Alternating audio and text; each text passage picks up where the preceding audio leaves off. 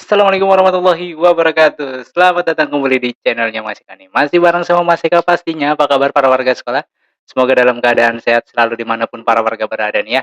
Oke, di video kali ini Mas Eka masih akan berbagi informasi seputaran tentang KJP nih ya. Karena sedang banyak yang bingung, banyak yang resah. Karena tiba-tiba KJP-nya tidak cair, karena tiba-tiba KJP-nya tidak ditemukan, karena KJP-nya tiba-tiba nomor rekeningnya nol, kemudian nama banknya juga nol, ya. Itu banyak banget yang nanyain, solusinya bagaimana Mas Eka? Atau memang sedang ada yang mengalaminya kemudian bingung harus, berbuat apa? Karena nanya ke sekolah juga pasti ke sekolah nggak bakalan dijawab ya, paling dijawabnya juga gitu, dicek lagi, nunggu. Ya karena memang sekolah pun sampai dengan saat ini belum mendapat konfirmasi dari, pihak-pihak yang terkait gitu loh ya. Jadi sekolah bingung mau jawab apa nih, karena sekolah sendiri begitu melihat di web, sistem KJP sekolahnya, "Loh, namanya kok nggak ada nih siswa saya?" Begitu ditanyakan, ke pihak yang terkait, "Kok siswa saya nggak ada?" Tapi pihak terkaitnya tidak memberi jawaban apa-apa. Ya, di video kali ini Mas Eka akan berbagi informasinya untuk para warga sekolah, mungkin solusi kali ya atau, ya solusi lah tepatnya ya. Mudah-mudahan solusi ini bisa, ya setidaknya menenangkan para warga atau tidak membuat para warga bingung ya, mudah-mudahan gitu ya. Tapi sebelum itu untuk para warga sekolah yang mungkin baru menemukan channelnya Mas Eka nih, silakan subscribe dulu channel ini untuk mendukung channelnya Mas Eka agar bisa berkembang lagi dan bisa memberikan informasi-informasi terupdate kepada para warga sekolah. Oke, langsung aja yuk. Yang pertama, karena ada beberapa poin yang Mas Eka, aware ya, artinya, sangat-sangat Mas Eka perhatikan, itu, pertama adalah datanya tidak ditemukan. Nah, itu banyak banget yang, komen di kolom komentar gitu ya, "Mas Eka, data saya tidak ditemukan," gitu kan, "Mas Eka, data saya tidak ditemukan." Nah, untuk data yang tidak ditemukan, itu, kalau kemarin Mas Eka bilang 90%, kalau sekarang bisa Mas Eka pastikan dia sudah tidak dapat lagi, sebagai penerima KJP di tahun 2023 tahap satu. "Loh, kok demikian? Saya masuk loh di DTKS." Ya kan dari awal kalau misalkan, para warga mengikuti channelnya Mas Eka ya, Mas Eka selalu informasikan apalagi kalau misalkan ngebahas tentang, DTKS. Terdaftar di DTKS belum tentu bisa masuk di KJP. Nah, kok seperti itu? Iya, karena, ada kriteria-kriteria tertentu lah yang bisa jadi itu tidak bisa masuk ke KJP. Contohnya seperti apa Mas Eka? Contohnya seperti ini, ya desil nggak dipakai gitu kan, pasti kalau nanya ke dinas sosial, desil itu nggak akan dipakai lagi gitu kan untuk mengukur dia miskin atau tidak gitu. Tapi, di tahap yang kemarin ya, menggunakan skala prioritas. Kenapa sih skala prioritas yang kemarin itu digunakan ya? Karena, eee, dana yang disediakan atau anggaran untuk, KJP ini terbatas gitu kan. Artinya anggarannya misalkan nih ya, anggarannya misalnya 100 juta, ternyata yang daftar itu melebihi untuk 100 juta, ya otomatis diperlukan skala prioritas. Hal ini sama seperti PPDB gitu kan. Kuotanya misalkan 20 tapi yang daftar 100, ya berarti harus ada seleksi, skala prioritas, difilter ya, difilternya seperti apa. Nah, ketika difilter inilah yang mungkin para warga yang, membuat membuat agak sedikit, ini ya, sedikit apatis, kok yang difilter justru malah yang, tadinya memang dia layak untuk mendapatkan KJP malah tidak layak gitu, kayak misalkan anak yatim tiba-tiba, tidak dapat lagi. Kan jelas-jelas anak yatim kalau memang, memang keadaan ekonominya di bawah gitu ya, dia dapat gitu. Tapi kalau misalkan anak yatim ya hidupnya mewah dan segala macam gitu kan, dan terjamin secara ekonominya ya nggak bisa dapat juga gitu kan, kan dilihat lagi dari ekonominya gitu ya. Nah, permasalahannya adalah ketika ini udah jadi anak yatim, kemudian orang tuanya bekerjanya serabutan, itu bahkan, ya serabutan aja gitu kan, mungkin ibunya mohon maaf gitu ya, bekerja sebagai, buruh cuci atau pekerja cuci atau pekerja lepas gitu ya, gosok di laundry dan segala macam, justru itu yang seharusnya dapat jadi nggak dapat. Nah, ini yang membuat warga tuh jadi, "Loh kok jadi nggak adil sih?" Gitu kan. Kenapa yang ekonominya mapan, yang ekonominya sanggup, kok dia bisa dapat? Kok ini yang bener-bener, di bawah difilter malah nggak dapat gitu kan. Ini yang salah siapa nih? Gitu kan. Nah, ketika hal ini terjadi pasti banyak bola lempar-lemparan sama sama seperti di tahap lalu gitu kan, dari dinas terkait dilempar lagi ke dinas terkait, dilempar lagi, ujungnya entar ada di sekolah, sekolah juga bingung. Lah, kita kan cuma menerima data yang di sekolah ya. Jadi kalau misalkan sudah fix tidak, kalau sudah tidak terdaftar berarti sudah fix tidak, dapat KJP lagi. Nah, perkara dia difilternya dari apa, itu, kalau misalkan solusinya kalau misalkan para warga pengen jalan-jalan gitu ya, pengen jalan-jalan, pengen main gitu kan, pengen tahu tempat, KJP itu di mana ya silakan. Kalau pengen nanya-nanya ya nggak apa-apa, di sono silakan ditanyakan. Karena sampai dengan di video ini dibuat pun, Mas Eka cek di web KJP sekolahnya itu tidak ada keterangan apa-apa gitu kan ya. Hilang-hilang aja gitu kan. Dan teman-teman yang ada di sekolahan, operator-operator sekolahan juga yang sejak dari tanggal 31 kemarin, 31 Mei kemarin itu sudah banyak diteror, bukan diteror lah, ditanya oleh para warga sekolahnya, kenapa KJP saya tidak keluar, kenapa KJP saya tidak cair. Kita pun tidak bisa menjawab terlalu banyak gitu. Yang paling kita jawabnya ya sekolah cuma menerima data dan jika tidak ditetapkan ya itu bukan kebijakannya sekolah gitu kan. Nah, bagaimana kan para warga pengen pengen ngadunya kemana gitu ya, pengen nanyanya kemana? Ya silakan aja kalau pengen main ke, kalau kaitannya dengan KJP ya berarti mainnya ke P4OP ya, selaku pengurus lah gitu ya, selaku yang punya hajat KJP ya di P4OP. Kalau mau main ke sana ya silakan, mau sekedar nanya kenapa sampai datanya tidak ditemukan ya silakan gitu kan. Karena sampai dengan saat ini belum ada informasi apa-apa dari P4OP untuk ke sekolah. Kemudian kalau itu tadi solusinya ya main. Tapi kalau misalkan dia udah tahu nih kalau oh saya datanya bermasalah di DTKS ya, coba ditanyakan ke pendamping sosial yang ada di kelurahannya masing-masing. Nah, jangan sampai seperti ini. Ini udah tahu nih di tahap waktu bulan Februari kemarin itu dia tidak terdaftar sebagai penerima atau calon penerima KJP tahap 1 tahun 2023 di bulan Februari kemarin ya, yang kisru masalah DTKS dan segala macam tidak nongol gitu ya. Di bulan Februari kemarin ya, dia udah tahu nih nggak dapet gitu kan, artinya ada permasalahan di DTKS.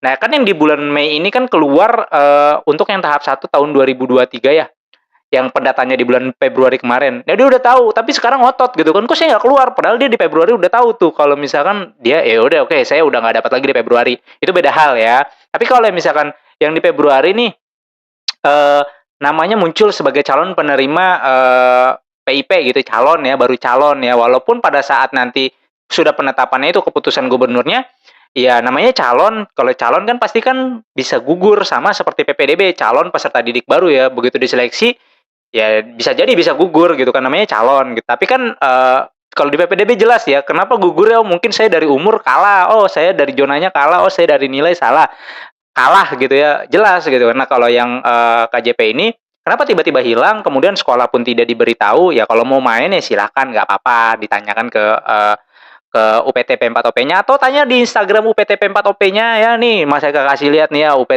Instagramnya ya, coba ditanya ke adminnya, mungkin adminnya nanti bisa membalas satu-satu gitu ya, menjawab satu-satu, karena kan fungsi dari media sosial adalah komunikasi dua arah gitu ya, jangan sampai nanti ditanya tapi dicuekin kan gak enak juga. Oke, terus itu ya tadi ya, tadi solusinya kalau misalkan udah nggak udah nggak ditemukan lagi di data KJP-nya, ya berarti 99% fix dia sudah tidak dapat lagi. Nah, kalau misalkan mau dapat lagi, yang penting terdaftar dulu di DTKS, dan kalau memang nanti layak ya mudah-mudahan bisa terdaftar di tahap kedua tahun 2023-nya.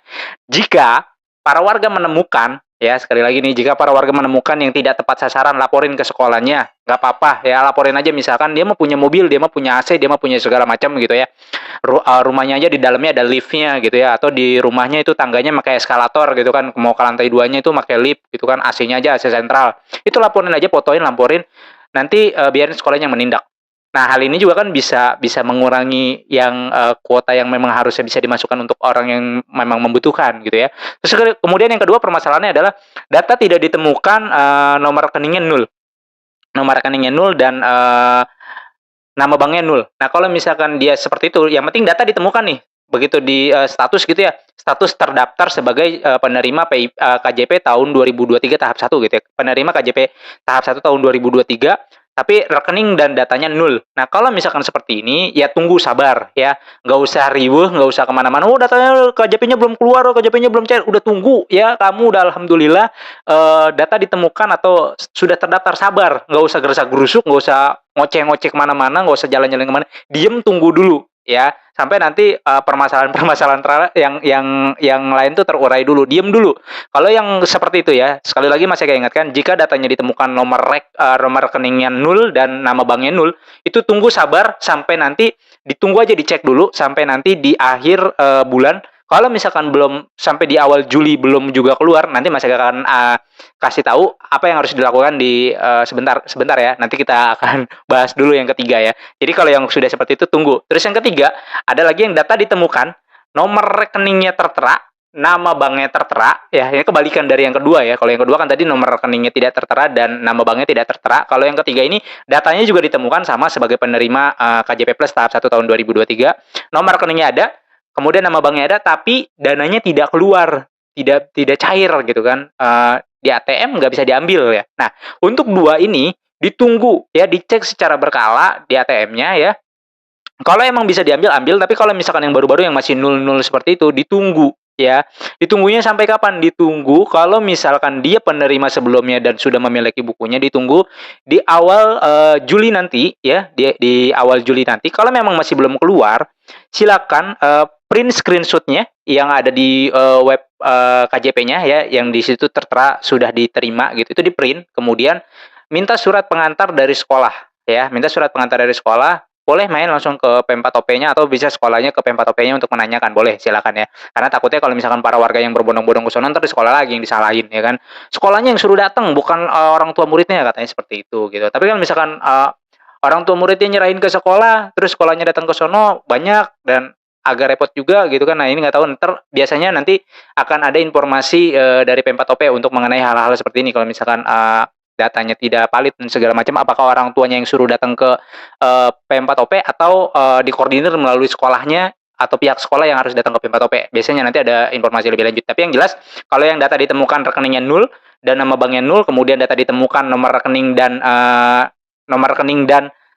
nama banknya ada, kemudian dananya belum dicairkan, itu tunggu sampai nanti di awal bulan Juli.